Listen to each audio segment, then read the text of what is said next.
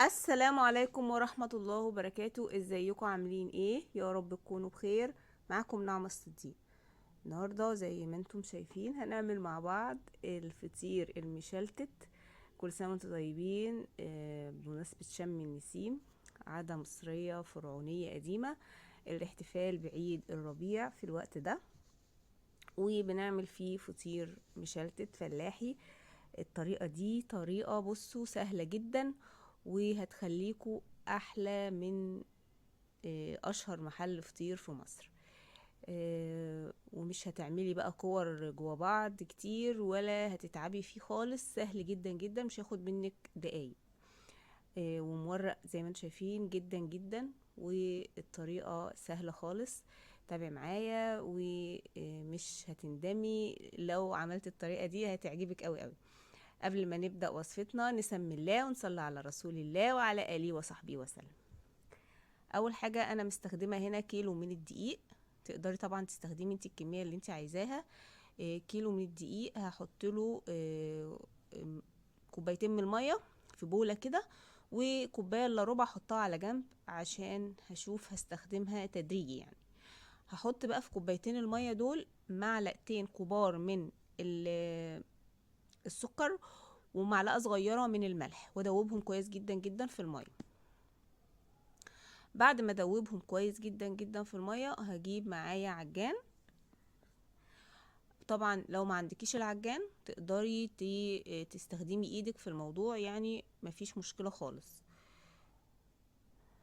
العجان بس بيسهل عليا وبياخد يعني بينجز معايا في الوقت. هحط بقى الدقيق كله في العجان كده، واحط كوبايتين المية اللي هما متدوب فيهم السكر والملح، وهبدأ بقى اعجنهم بالعجان.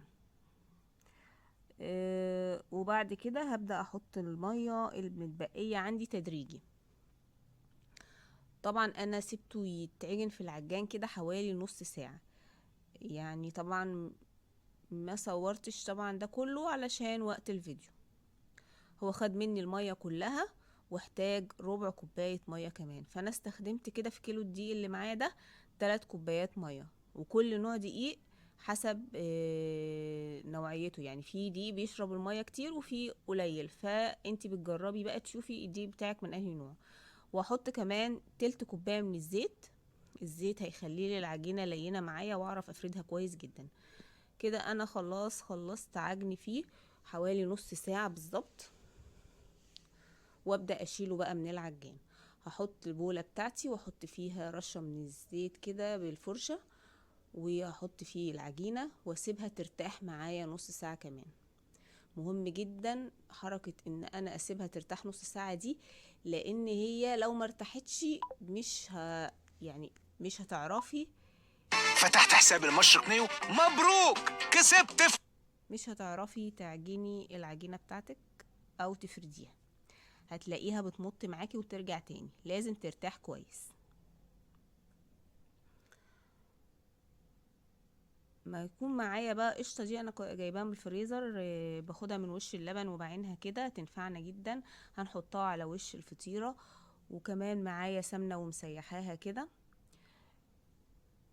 طبعا هنستخدم سمنه بلدي او سمنه بلدي على نباتي عشان تدينا الطعم العالي. وبعد كده هفرد بقى على الرخامة كده رشة زيت عشان افرد العجينة على الرخامة. وطبعا زي ما انتوا عارفين الرخامة انا غسلاها كويس جدا، وعشان اعرف افرد عليها العجينة. وبصوا بجيب بقى السمنة وافرد العجينة كده بايدي بالسمنة. احط ايدي في السمنة وافرد العجينة. هفردها كلها زي ما انتوا شايفين على الرخامة لحد ما تتفرد معايا بكل بساطة كده. وطبعا هغرقها سمنة. العجين او الفطير لازم سمنة كتير. هو بقى يوم نبوظ في الدنيا، وبعد كده نبدأ نظبط الغذاء بتاعنا تاني. هنفرد فيه كويس جدا كده زي ما انتوا شايفين، ونحط سمنة على وش العجينة.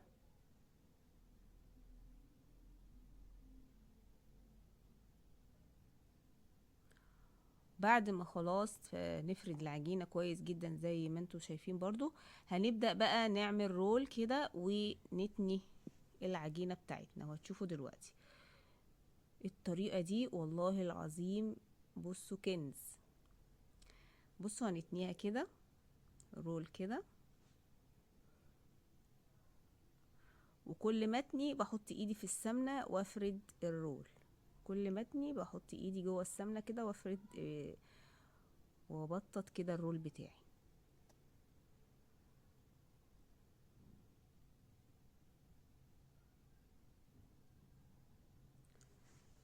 طبعا ده الكيلو دي، ده انا عملت منه 2 فطيرة، تقدري تعملي منه انت 3. الاتنين فطيرة اللي طلعولي متوسطين تقدري تعملي 3 عاديين، بس انا بحبها تبقى فيها كده ايه طبقات كتير وما تبقاش رقيقة يعني.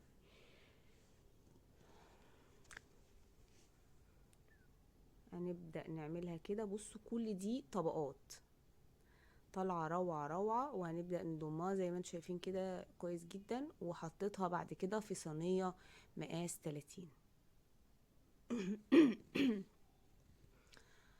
هنحطها جوه الصينية وهنحطها في الفرن على طول، وما بتاخدش وقت خالص. وطبعا هنحط على الوش زي ما قلت لكم قشطة.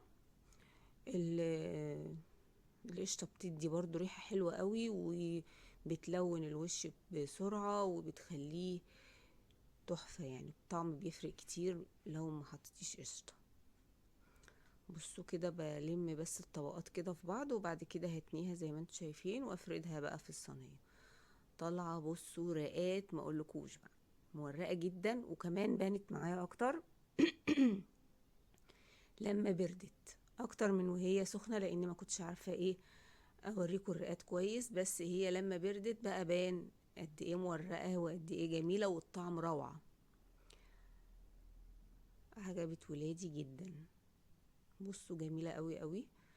ده الفطيرة التانية برضو اعمل فيها نفس اللي انا عملته في الاولانية كده، بضمها على بعض وبعد كده بحط فيها في صينية دي. بس الصينية دي مقاس 28، والاتنين طالعين اجمل من بعض وما خدوش وقت خالص. زي ما انتم شايفين عملناها مع بعض ما خدتش مننا حاجة، والتسوية برضو ما خدتش وقت خالص. وهوريها لكم بعد التسوية طالعة تحفة. طبعا انت اعمليها في البيت بدل بقى زحمة الشوارع وزحمة المحلات اللي هي بتاعة الفطير. لو عندك وقت، ما عندكيش بقى وقت خلاص، بس انت الخسرانة. هنحط بقى ايه على الوش كده شوية قشطة كده. طبعا هي لما بتبقى سايحة بتبقى افضل لان بتتفرد على الوش. بس اعمل ايه، هي كانت في الفريزر ما فكتش معايا بسرعة. بصوا شكلها بعد ما خرجت من الفرن تحفة، ورقات بقى وروعة. وطلعت التانية كمان، تاخدش وقت في التسوية نهائي، ومن جوه مورقة جدا جدا، وريحتها قلب الدنيا، وبسم الله ما شاء الله طالعة تحفة تحفة. والطريقة سهلة قوي، اي حد ممكن يعملها. طبعا لو عجبتكم الوصفة ما تنسوش تعملوا لي لايك وسبسكرايب وتفعلوا الجرس عشان يوصل لكم كل جديد من القناة. وزي ما انتم شايفينها طبعا انا بحاول اوريها لكم هي مورقة قد ايه، وهي سخنة جدا طبعا. بسم الله ما شاء الله. وما تنسوش تدعوا المازن ابني بالرحمة والمغفرة، ان ربنا يرحمه ويغفره ويدخله الجنة من اوسع ابوابها. اشوفكم في وصفات تانية كتير، والسلام عليكم ورحمة الله وبركاته.